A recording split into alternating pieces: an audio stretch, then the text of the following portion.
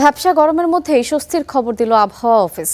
আবহাওয়াবিদরা জানিয়েছেন, রাজধানী ঢাকা সহ আশপাশের এলাকায় বিকেল থেকে বৃষ্টি হতে পারে। তবে জুন মাসের শেষে আবারও দেখা দিতে পারে তাপপ্রবাহ। জুন মাসে একাধিক তাপপ্রবাহের পর অবশেষে বৃষ্টি নিয়ে ভালো খবর দিল আবহাওয়া অফিস।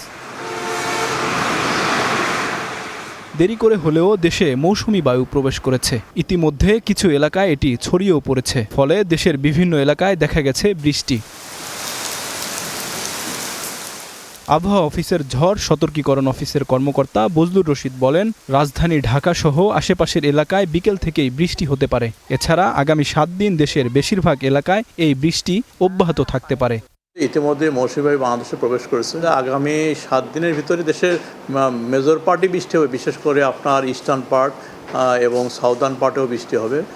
বিশেষ করে ময়মনসিংহ, সিলেট, ঢাকা সহ আপনার বরিশাল, চট্টগ্রাম এইসব জায়গাতে বেশি বৃষ্টি হবে। তবে ওয়েস্টার্ন পার্ট, বিশেষ করে রংপুর, ময়মনসিংহ, খুলনা এইসব জায়গায় তুলনায় কম বৃষ্টি হবে।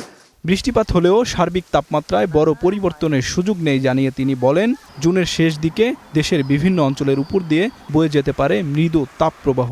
যেটা লক্ষ্য করা যাচ্ছে যে ওইরকম অতি ভারী বর্ষণ হবে না। সেক্ষেত্রে এই যে ভ্যাপসা গরম, এটা কম বেশি থাকবে।